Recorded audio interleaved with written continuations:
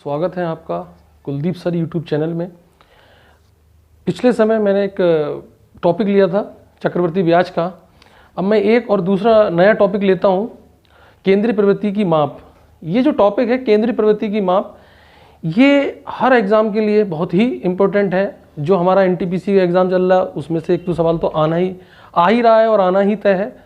और अभी हमारी जो वैकेंसी आने वाली है जूनियर एडेड हाई स्कूल में, तो उसके लिए तो ये बहुत ही उपयोगी है। और भी तरह के जो हमारे कंपटीशन है उस सब में ये पूछा जाता है। तो मैं शुरुआत करता हूँ माध्य, माध्यिका एवं बहुलक, जिसको माध्य को हम समांतर माध्य या माध्य बोलते हैं। इंग्लिश में इसको अर्थमेटिक मीन होता है ये, या एवरेज।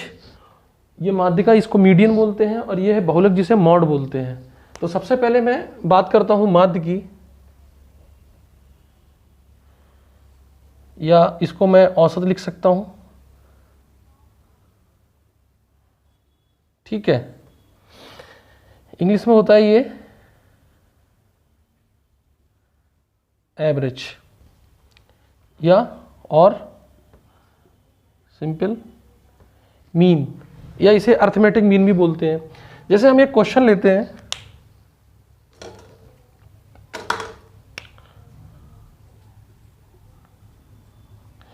क्वेश्चन में दिया रहेगा, कुछ संख्याएं दी होंगी क्रम से, और कहेगा कि इसका माध्य बताइए या औसत बताइए। हम ले लेते हैं संख्याएं, जैसे हमने अपने सवाल सॉल्व करने के लिए 2, 5, 6, 7, 8, 9 इस तरह से ले लेंगे, 15, इतनी संख्याएं ली हमने। अब इसका पूछेगा कि औसत बताइए या माध्य बताइए। दोस्तों, तो इसका फार्मूला जो होता है वो होता है संख्याओं का, दी गई संख्या का औसत तथा जो जितनी संख्या दी गई हो उससे उसका भाग। तो इसको हम लिख देते हैं योग, इसलिए माध्य बराबर हो जाएगा जो दी गई संख्याएं हैं उनका योग कर लेते हैं। 2 + 5 + 6 + 7 + 8 + 9 + 15, और ये कितनी संख्या है? 1, 2, 3, 4, 5, 6, 7। इसको भाग कर लेंगे तो ये कितना जाएगा? 2, 5, 7, 6, 13, 7, 20, 8, 28 और 9, 37 और 15, 37 और 15 हो गया आपका 52/7।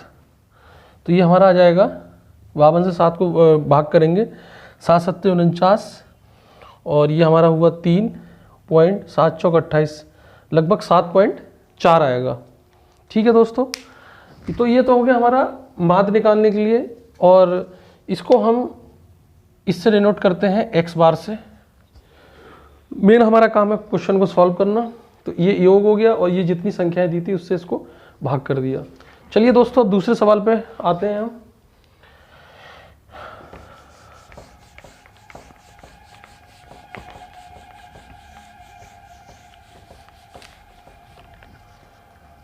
अब हम दूसरा क्वेश्चन करते हैं माध्य का निकालने का। तो सवाल में जैसे इस तरह से दिया होगा कि 5, 4, 2, 1, 3, 6 और 7, इस तरह से अगर कोई सवाल दिया हो तो कहेगा कि इसकी माध्यिका ज्ञात करें। तो माध्यिका निकालने के लिए क्या करते हैं? सबसे पहले जिसे हम m से डिनोट करते हैं, सबसे पहले हम दी गई संख्याओं को आरोही क्रम में लिखते हैं। आरोही मतलब बढ़ते हुए क्रम में। तो अब किसी को कंफ्यूज हो कि आरोही या अवरोही क्या होता है, तो आपने एक शब्द सुना होगा पर्वतारोही।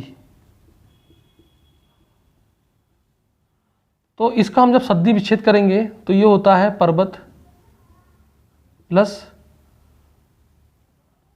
आरोही,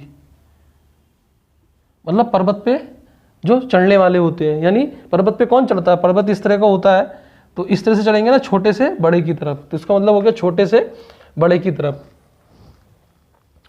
तो सबसे पहले देखेंगे छोटी संख्या कौन सी है? 1, फिर 2, फिर 3, फिर 4, उसके बाद 5, 6 और 7। अब ये हमारी संख्या है, हमने इसको आरोही क्रम में लिख लिया। अब देखिए, अब ये देखिए कि ये जो संख्याएं दी गई हैं ये सम है कि विषम है। अगर ये विषम हुई तो इनके बीच में जो संख्या दी होगी वही इसका माध्यिका होगी। और अगर ये अगर ये संख्या विषम है, जैसे 1 2, ये कितनी है संख्याएं, 1 2 3 4 5 6 7, तो ये 7 जो है मतलब 7 कितनी विषम संख्या है, तो इसकी जो बीच में संख्या होगी, जैसे बीच की संख्या कौन सी हुई, ये वाली, तो इसकी माध्यिका कितनी हो जाएगी, माध्यिका को m बोलता हूँ, तो ये हो जाएगी 4, ये हो जाएगी 4। तो यही हमारा आंसर क्या हो जाएगा, 4, यानी 4 होगी माध्यिका। अब इसके बाद इसी सवाल में मैं अगर ये कर दूं,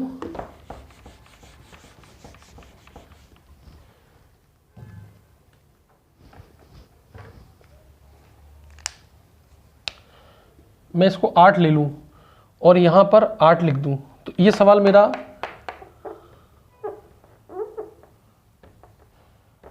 अब देखिए ये 4 संख्याएं ये हो गई और 4 संख्याएं ये हो गई। तो अगर हमें लेनी है दो बीच की संख्याएं, तो ये देखिए ये 2 हो गई, वो बीच की संख्या है, तो इसकी माध्यिका हम कैसे निकालेंगे, m 4 + 5/2, यानी ये हो जाएगा 9/2, ये हो जाएगा 4.5, 2 चौक 8, 2 पंजे 10। तो ये जब है जब सम संख्याएं हों, जब सम संख्याएं हो तब ये है, और जब विषम हो तो सीधे बीच वाला होता है। तो इस तरह से हम अपनी माध्यिका निकाल लेंगे क्वेश्चन में। अब हम करते हैं तीसरे सवाल पे, जो है हमारा बहुलक यानी मॉड।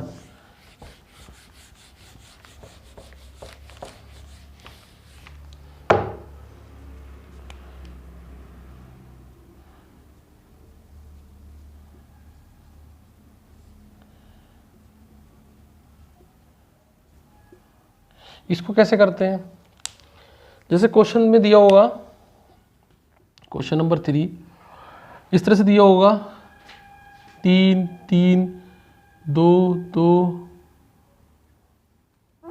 5 5 4 6। मैंने एक छोटा सवाल लिया है, इस तरह से संख्याएं दी होंगी, कहेगा इसका बहुलक बताइए यानी मॉड बताइए, यानी तो फिर कैसे करेंगे इसको। ये बहुत ही सरल है, जिन संख्याओं की आवृत्ति बार बार दी हो, जो जितनी बार दिया होगा वही हमारा बहुलक होगा। तो इसमें देखिए 3 2 बार है, 2 2 बार है, और 5 कितनी बार है, 3, 4 1 बार है, 6 1 बार है, तो इसका हमारा बहुलक कितना हो गया, जिसे हम मॉड बोलते हैं, ये हो गया हमारा 5, और यही हमारा हो गया आंसर। तो हमने देखा दोस्तों माध्य, माध्यिका और बहुलक निकालने के तीनों तरीके देखे। तीनों बहुत ही सहज और बहुत ही सरल हैं, आप इनको बड़ी आराम से कर सकते हैं। ये रहा बहुलक, इससे पहले हमने देखा माध्यिका, उससे पहले हमने देखा माध्य निकालने के लिए। तो मिलते हैं दोस्तों अगली वीडियो में, धन्यवाद।